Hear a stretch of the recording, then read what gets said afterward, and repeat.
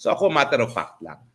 Bakit ganun na naging asta ni Senator Jinggoy kay Agent Morales?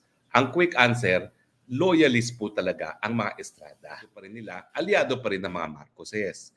So talaga naman pong loyalist forever ang pamilya ni Jinggoy Estrada. Talagang malalim ang utang na loob ni Senator Jinggoy sa mga Marcoses. So hindi ako nagtataka na talagang sisirain niya ang pagkatao ng kahit sinong testigo na magbibigay ng testimonya na nakakasira sa mga Marcoses. Ito nga mga kababayan, bago natin ituloy ang video na ito, kung bago ka lang sa aking YouTube channel baka pwede makahingi ng like at subscribe at click mo na rin ang notification bell para updated ka sa aking nilalabas na bagong video. Salamat po. Pero ngayon, marami nagtatanong, bakit kaya ganun ang naging asta ni Senator Jinggoy kay Agent Morales? Galit na galit siya at talagang gustong-gusto niyang sirain yung pagkatao ni Agent Morales. Well, ito naman po, matter of fact. Wala po akong judgment. Kaibigan ko po yan si Senator Jinggoy. Palagi ako iniimbita niya sa birthday niya at ayaw kong matigil na pag-iimbita niya sa akin sa birthday niya kasi masarap yung handa niya every time nagbe-birthday yan. So ako, matter of fact lang. Bakit ganun na naging asta ni Senator Jinggoy kay Agent Morales? Ang quick answer, loyalist po talaga ang mga Estrada. Huwag niyo pong kakalimutan na si Erap Estrada sa panahon ng martial law, siya po ay naging mayor ng San Juan. So talagang supporter po siya ni Marcos Sr. at ni Imelda Marcos. At matapos nga ang EDSA Revolution, nagkaroon ng eleksyon para sa Senado. Dadalawa lang po ang mga oposisyon dun sa Grand Alliance for Democracy na nahalal sa 24 senador. Yan po si JPE at saka si Joseph Estrada. At itong eleksyon naman ito, dyan po tumakbo si Senator Jinggoy at dyan siya naging mayor ng San Juan dahil naging senador na ang kanyang tatay. At syempre, ang partido pa rin nila, aliado pa rin ng mga Marcoses. So talaga naman pong loyalist forever ang pamilya ni Jinggoy Estrada. In fact, nung tumakbo para presidente si President Estrada, ay tumakbo rin po si Imelda Marcos. At kung maaalala nyo, bandang huli, nag-withdraw si Imelda Marcos at inendurso si President Estrada. Kaya naman nanalo si President Estrada nung eleksyon para sa presidente. So mantakay ninyo ha, kung 20 years yan na martial law, 20 years naging mayor si Erap Estrada ng San Juan sa ilalim po ng KBL.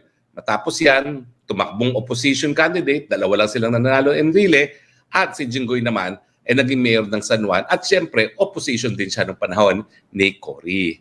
So hindi po nakapagtataka na papanigan talaga ni Senator Jinggoy Estrada ang mga Marcoses. Nandiyan pa yung katotohanan na itong huling eleksyon, pare-pareho kami tumakbo sa unit team ng presidente nga po ay si Marcos Jr. Now, ang alam ko, ako yung una talagang na-recruit as Senate candidate, pero pangalawa si Senator Jinggoy. At kung mapapansin nyo, hindi gaya nung nakalipas na eleksyon kung saan parehong natalo yung magkapatid na Estrada, ngayon po sa unit team, siya lang ang kinuha. Hindi kinuha si JV as official candidate ng unit team. So ibig sabihin, talagang malalim ang utang na loob ni Senator Jinggoy sa mga Marcoses. So hindi ako nagtataka na talagang sisirain niya ang pagkatao ng kahit sinong testigo na magbibigay ng testimonya na nakakasira sa mga Marcoses. Isang dahilan po yan.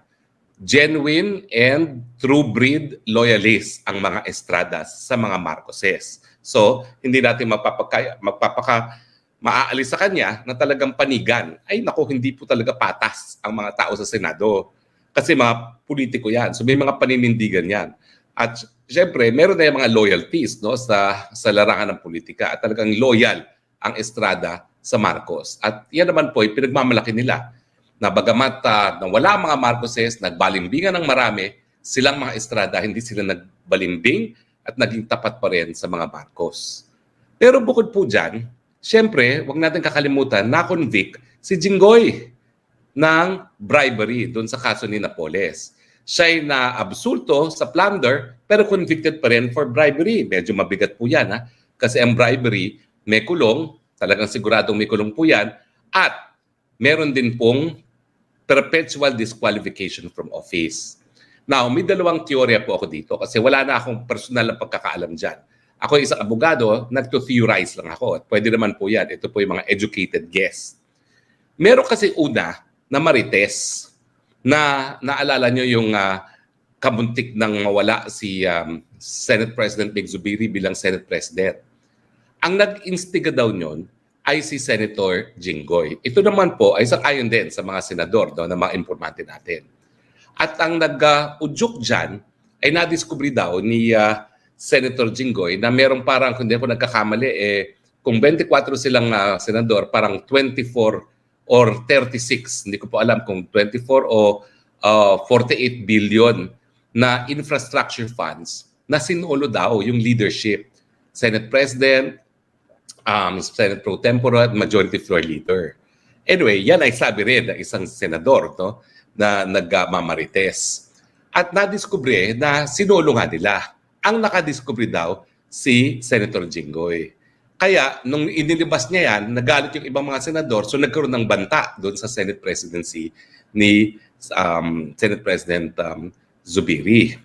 Bukod pa dyan, ito, marites na ito nung senador na nagsabi sa akin, humingi daw ng tulong itong si Senator Jinggoy kay Lam. Kasi alam niyo si Lam, First Lady, pero yan ay atenista. Merong 6 na atenista dyan sa Supreme Court na halos lahat po, contemporary niya sa law school. Di ba niya kaklase, sabay-sabayan, kasabayan sa law school. So humingi ng tulong. So parang ang naging arrangement daw, sige kasi si Biggs naman hindi makadeliver sa charter change, tutulungan kita, kunin mo na rin ang Senate presidency. Kaya nagkaroon ng tangka talaga na alisin si Mig Zubiri. Pati po ko nasunog kasi ang sabi na aking informante, lutong-luto na, talaga matatanggal na siya. So yan yung isang kwento. Pero isang kwento naman, whether or not nagkaroon nga ng banta kay Mig Zubiri, ang katotohanan ay meron tayong tatawagin na Robin Hood Padilla formula. Ano ba nangyari kay Robin Hood Padilla? Si Robin Hood Padilla na-convict din for illegal possession of firearms. Pero siya ay binigyan ng absolute pardon ni President Fidel Ramos.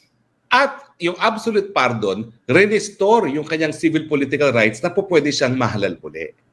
So ang pangalawang teorya, bukod doon sa unang-una, mukhang nakipagkasundo siya kay Lam para maging Senate President in exchange for tutulungan siya sa kaso niya, ang isang teorya pa ay aayusin ni Jinggoy Estrada ang pardon, gaya ng ginawa ni Robin Hood Padilla. At yung kanyang pardon ay magiging absolute pardon para siya ay makatakbo pa rin ng pangalawang termino. Kumbaga, yung pang-apat niyang termino dahil nahalal na yan minsan, di ba? O parang pangatlong termino niya kasi natalo siya dun sa pangalawang attempt niya na maging senador. So ito ata yung second term niya as senator, kung di ako nagkakamali. No? So yan yung mga teorya. But in any case, kahit saan mong anggulo tignan, kinakailangan good shot siya kay Lam, good shot siya kay PBBM. Mas dapat siyang good shot kay Lam kasi alam naman natin, alam nyo naman, ang sinasabi, nagpapatakbo ng gobyerno talaga ay si Lam. At tingin ko naman, dahil nga doon sa conviction niya, mas importante si Lam kasi si Lam yung kakilala anin na justices. No? Pero sa akin naman, tingin ko, mahihirapan pa rin siya ma-impluensyahan. Kasi ako, kilala ko yung justice na nag-convict kasama ko po yun sa Michigan. Kita nyo yan. Pwede naman niyang absolutely i-absulto. Kasi lumabas yung desisyon, matapos na siyang mahalal na senador muli. So kung ang mga justices ay nai-influence ng mga politiko, dapat inabsulto niya completely para makakuha pa siya ng pabor. Pero hindi po. Inabsulto ng plunder, kinonvict pa rin. So ibig sabihin, hindi nagpalakas yung mga justices. Maski siya ay newly elected senator. So, wag po tayong mawawalan ng tiwala sa ating sistema ng katarungan. Kaya po yan. Naniniwala ako na kapag ikaw kasi naging justice na Sandigan Bayan, miski hindi ka maging justice ng Supreme Court, ano ngayon? Justice na ang iyong titulo pag ikaw nagretiro. At malaki na rin ang iyong retirement. So, wag po tayong mawawalan ng tiwala sa hudikatura. So, ngayon, ano sa dalawang teorya ang tingin kong mas malapit sa katotohanan? Mas madali yung Robin Hood formula. Na siguro, i-atras na lang niya yung apela niya, aayusin niya yung kanyang absolute pardon kay Lam at saka kay PBBM, nang sa ganon, mabaliwala yung kanyang parusa at makakatakbo pa rin siya sa susunod na eleksyon. Kung nagawa yan ni Robin Hood Padilla na nag-number 1 pa sa eleksyon, bagamat siya'y na-convict na, bakit hindi naman po pwedeng umasa na mag-number 1 din muli si Jinggoy Estrada sa eleksyon para sa senador, kung yung isang kapwa niyang convicted felon, naging number 1 pa. Yan po talaga ang politika sa Pilipinas. Ang mga convicted felons ay nakahalal na senador at minsan naging top-notcher senator pa. Ganun po talaga. Hindi naman po sa ako'y nagiging maasim dahil ako'y natalo doon sa Senate election na yan, yan naman po ay katotohanan lamang.